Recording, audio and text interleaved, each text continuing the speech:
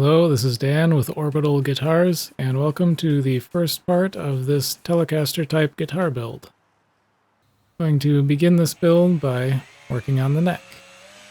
Now I've got a really nice piece of rosewood here, and you can see I've got the shape of the neck all laid out with the center line on the wood itself. I'm going to start by drilling a couple of holes, and these are going to be the end points of the truss rod channel.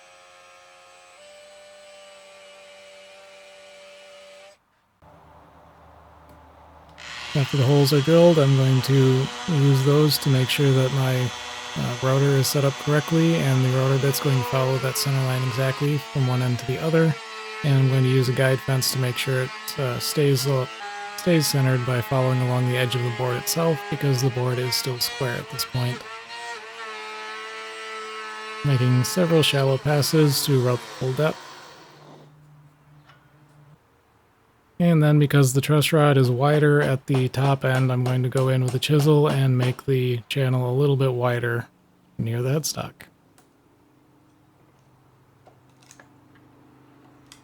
Just slowly and carefully removing material.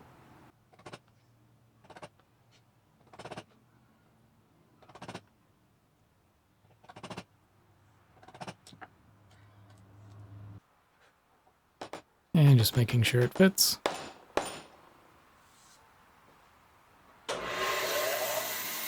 Now, because this is a Fender style guitar, I'm going with a Fender style headstock which has no break angle. Which is a little bit easier in some ways, but I've made a few mistakes here because this is the first time I've ever done a headstock with no break angle. And those will become apparent soon enough.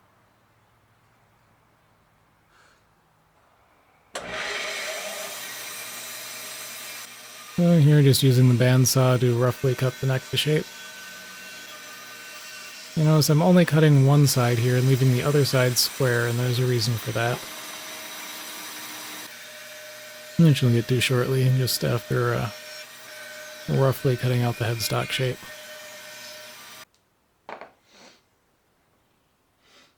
And of course, drilling for truss rod access.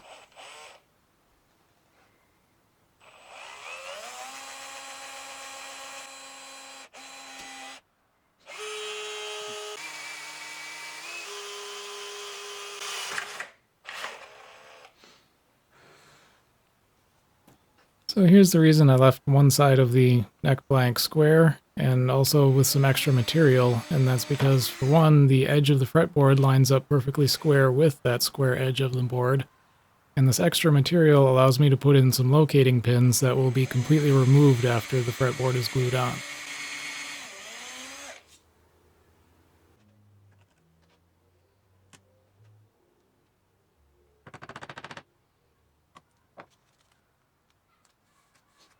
So once the holes for the locating pins are drilled, I'll put in the truss rod, cover it up with some tape, cut away the excess tape, and begin applying glue.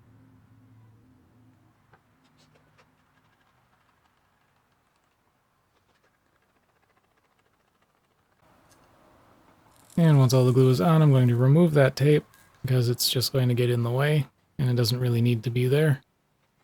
And then I'm going to put the neck in place with the locating pins, get some clamping cauls, and clamp it into place, starting at the center and working my way out.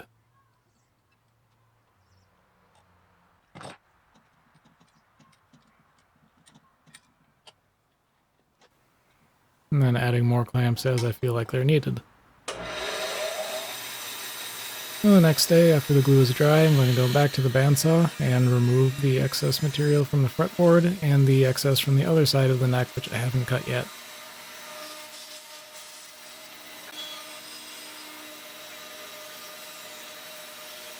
I gotta say, it's getting pretty difficult to think of what to talk about in these videos, because it feels like I'm repeating myself with a lot of these steps, because they don't change much from one video to the next, so... I don't know, let me know, what do the people who actually watch these videos want to hear about while I'm working on them? Yeah, I mean, are people coming here for advice on how to make guitars, or just watching for entertainment? Well, for all I know, most people are watching this with the video muted from start to finish and are listening to something else while I watch.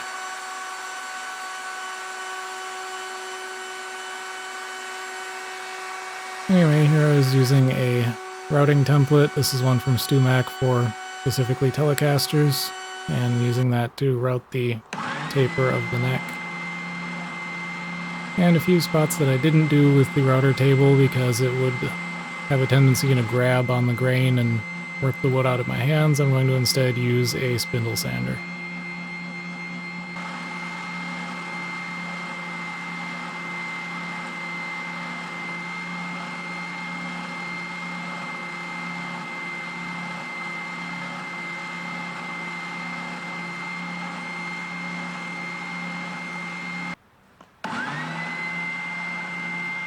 So here's where my earlier mistake becomes apparent. I did not leave enough material on the transition from the headstock to the fretboard to actually make a smooth curve from one to the other. So here I'm trying to make the best of it by gradually working my way down through different sizes of spindles on the spindle sander.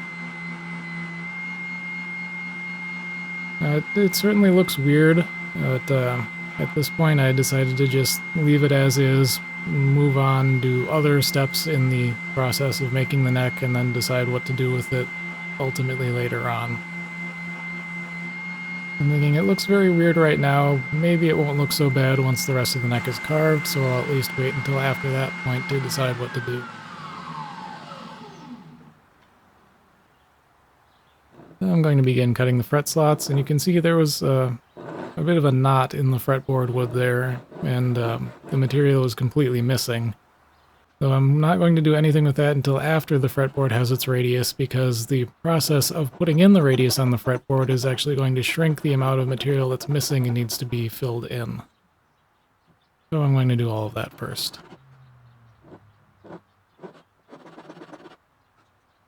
I also generally prefer to lay out and cut in the fret slots before the fretboard is radiused, because I just personally find it easier to make sure that they're all straight lines and lined up properly.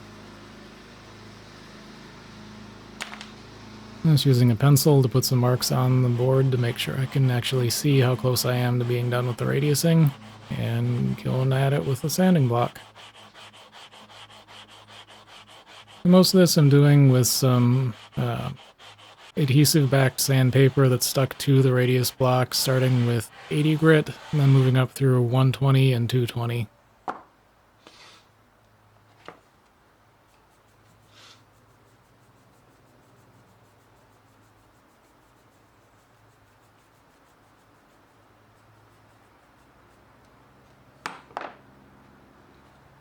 Here I'm going to work on filling in that little bit of missing material. As you can see, there's a lot. The missing space is a lot smaller now that the radius has been put in, because it was right on the edge of the fretboard. But this also has the added benefit, doing it now, that I've got all this nice Zerakote dust that I can go ahead and use to mix with some wood glue to make a nice paste that will fill in the missing material and will match the rest of the fretboard.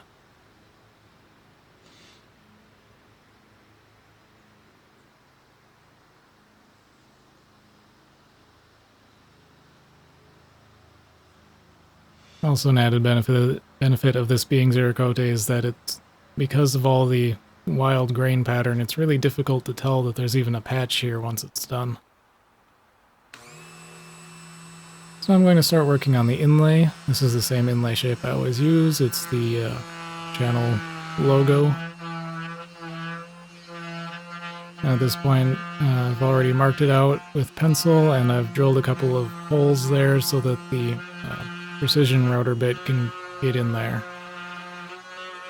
I've got two different sizes of precision router bits. I'm going to start with the larger one to remove the bulk of the material, then I'll switch to the smaller one to get some of the finer details and get close to the actual final lines of the shape. And after that, because there are some kind of sharp corners in this logo, I'm going to follow up with this knife and some chisels and cut those in so that the shape is what I want it to be.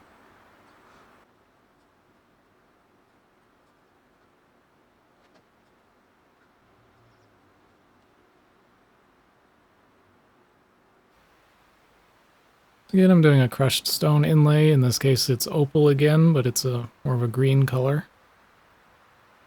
Now, what I've done in the past with crushed stone inlays is just kind of pour a bunch into place and kind of hope that it fills in the open spaces appropriately.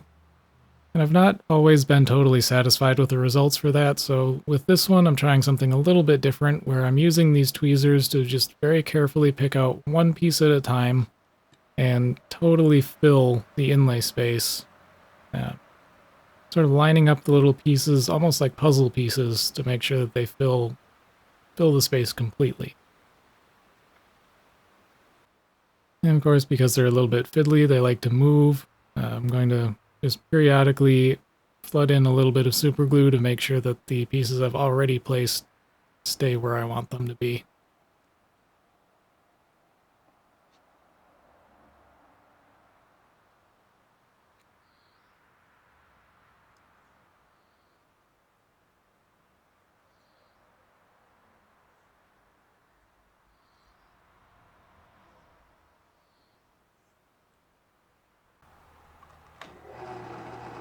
And now something a little bit different from what I normally do with inlays, I'm also going to be adding dots on the typical frets that normally have dots. Personally, I'm not a big fan of dot inlays. They just seem a little too simple for my tastes, but because I was making a very Fender-like guitar, I thought it felt appropriate for this one.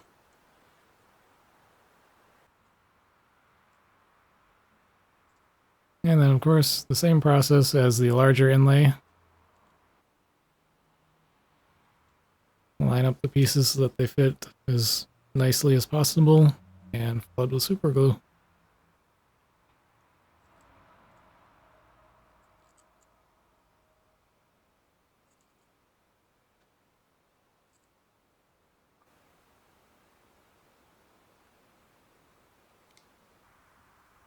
And then once all of those are in and the glue is dry, I'm going to start with the leveling beam with some 80 grit sandpaper and just begin level sanding the whole surface of the fretboard.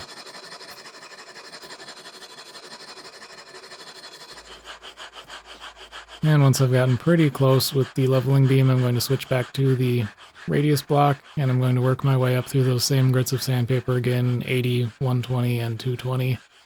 And then I'm going to follow up with some hand sanding with 320.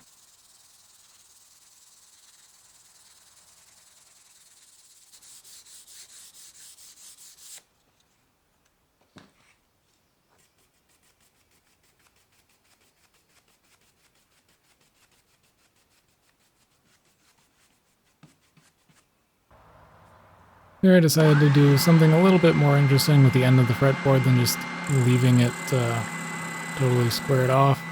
So I'm going to make it a little bit rounded and concave. Just kind of a nice pleasing little curve to it.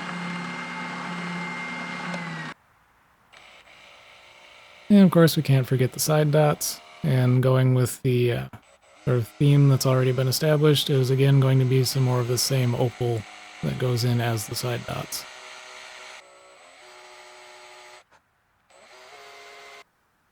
So the way I do this sort of inlay side dot is that I start by putting in some reflective metallic flake inlay filler material, and I find that helps because it's a nice reflective surface that goes in behind the opal, which helps it really reflect light so that it's quite easy to see these side dots.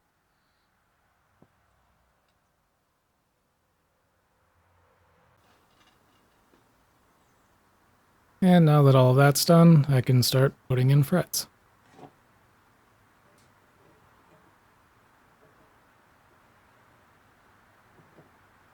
I know there are a lot of ways to do frets. I know some people will cut all of the frets to length before they start doing anything. I like to do each fret, in order. So I start by cutting the fret to length, use the tang nippers to take away the ends of the tangs, and then hammer in the fret. And then before I even move on to the next fret, I'll take my fret end cutters and remove the excess material, and then move on and repeat that process with the next one, and the next one, and the next one, until I finish the neck. And then I'll take the take this file and put in a slight bevel on the ends of the frets.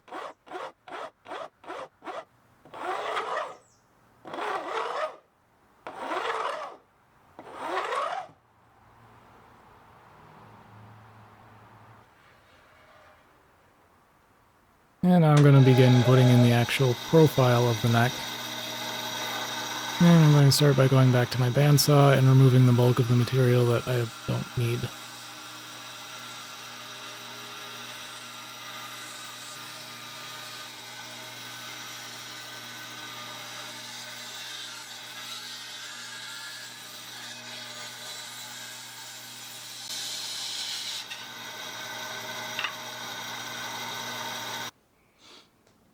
So with most of the material gone, I'm going to switch over to a saw rasp and I'm going to begin carving the profile of the neck.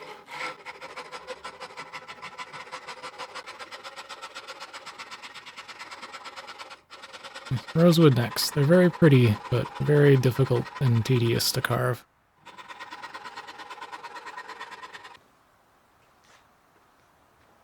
So with the main shaft of the neck carved, I'm going to switch to the transition areas from the neck to the headstock and the neck to the heel by using a half-round rasp.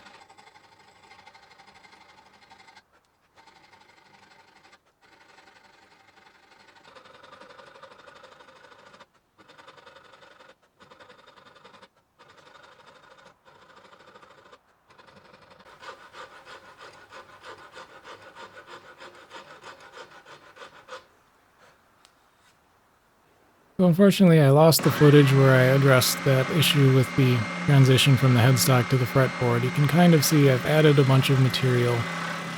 What I ultimately did was I took that transition area, I cut it so that there's a squared off space, and then using some of the excess material from the excess offcuts from the neck and the fretboard, I glued those in place so that there was enough material there to make a more smooth transition, which you can see here. It doesn't look perfect, and because I was initially making this guitar to be mine with no intention of selling it, I chose to just move ahead with it and try to make the best of it. If this had been a guitar that was commissioned, I probably would have started the neck over from scratch as soon as the issue became apparent.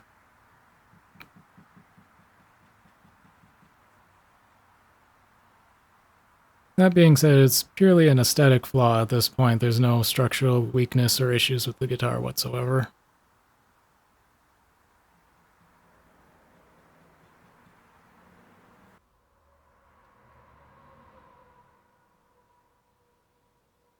Here, because the ends of the fret slots were exposed since I cut away the tang from the ends of the frets, now I'm going to go in with some super glue and some more of that Zerakote dust and fill those in so that the edge of the neck looks much nicer.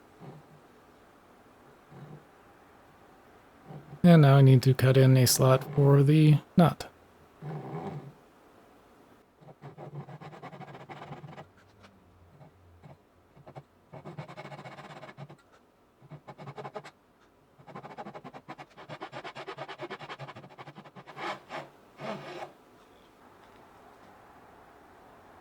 So I started with the same saw that I use for cutting fret slots, and then I'm going to go in with a chisel and just chip out the excess material. I'll follow that up with a file to smooth out the bottom of the channel.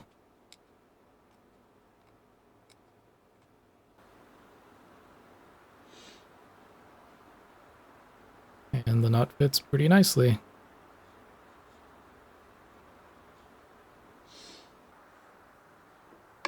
So next I'm going to drill the holes for the tuners.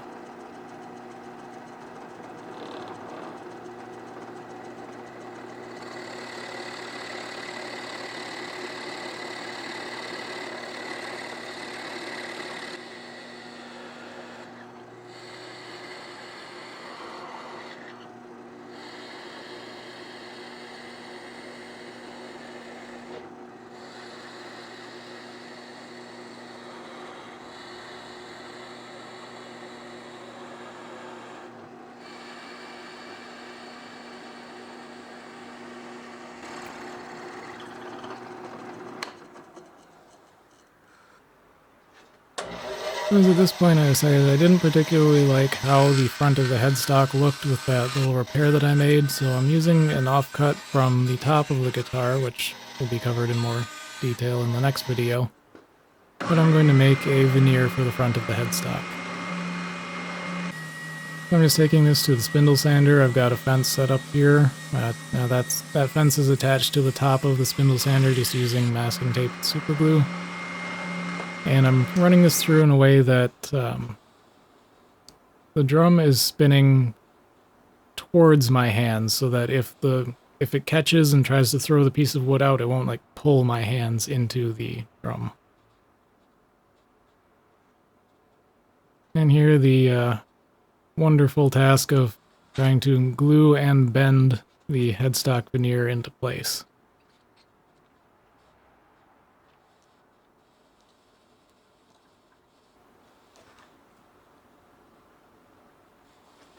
It was not the simplest task, but it turned out pretty well, ultimately.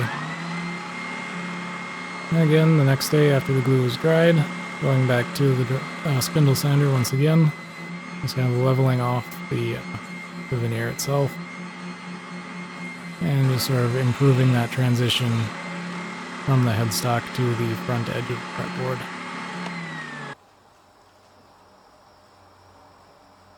And of course I need to reopen the truss rod access. I'm just going to carefully do that with a knife.